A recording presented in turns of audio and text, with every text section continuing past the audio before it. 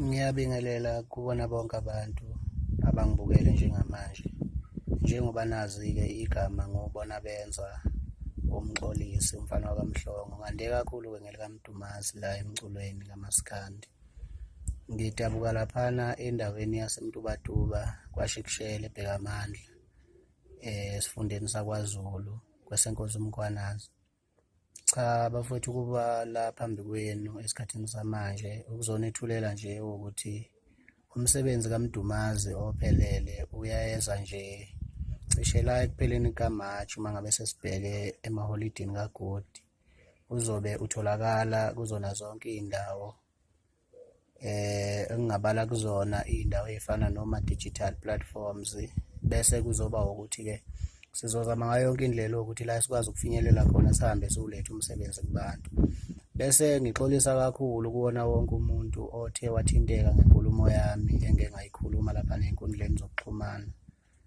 Ikakhulukazi umuntu esuke ingaqondene naye, ngicela ukuthi engakhathazeki, bayazazi abantu engisuke ngiqondene nabo uma ngabe kukhona mhlawumbe engisuke ngikukhipha esifubeni sami, ngoba ngiwumfana nje oqondile futhi ongancithezi. Ngiyaye ngithi into uma ngingayifuni ngiyikhulume njengoba injalo.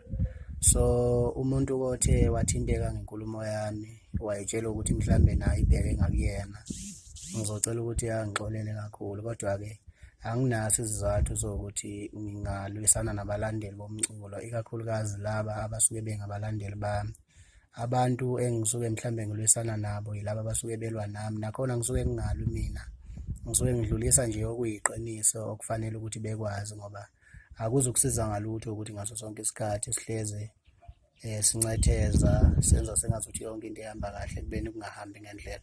So ngiyanithanda kakhulu nonke nina ningabalandeli bomculo, ikakhulukazi umculo kaMaskandi, ngoba uma uthanda uMaskandi angeke ungamthandi uMdumazi. uMdumazi usacula uMaskandi wangempela, lo nina abalandeli bomculo eniwufisayo neniwuthandayo.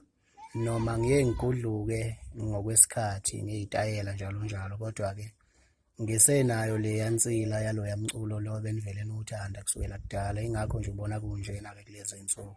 Ngiyanithanda kakhulu-ke bafowethu, sengathi ningaqhubeka nje ningeseke ngayo yonke indlela. Ingoma engiyikhiphile ethi Valentine's Day ngibonile ukuthi niyayeseka kakhulu, nakuba-ke kukhona ebathinta iy'nhliziyo baze bagcina mhlawumbe sebekhuluma nokungesiko, kodwa nje-ke nina-ke nje-ke niyithandayo ngicela niqhubeke niyisaphothe endaweni efanele. Abaney'nhliziyo ezibuhlungu ngiyaxolisa kakhulu bafowethu, ngisuke ngingaqondile ukuthi ngenihlukumeze ngokucula ingoma emnandi, kepha-ke ngisuke ngenzela nje ukuthi ngijabulise abantu abawuthandayo umculo.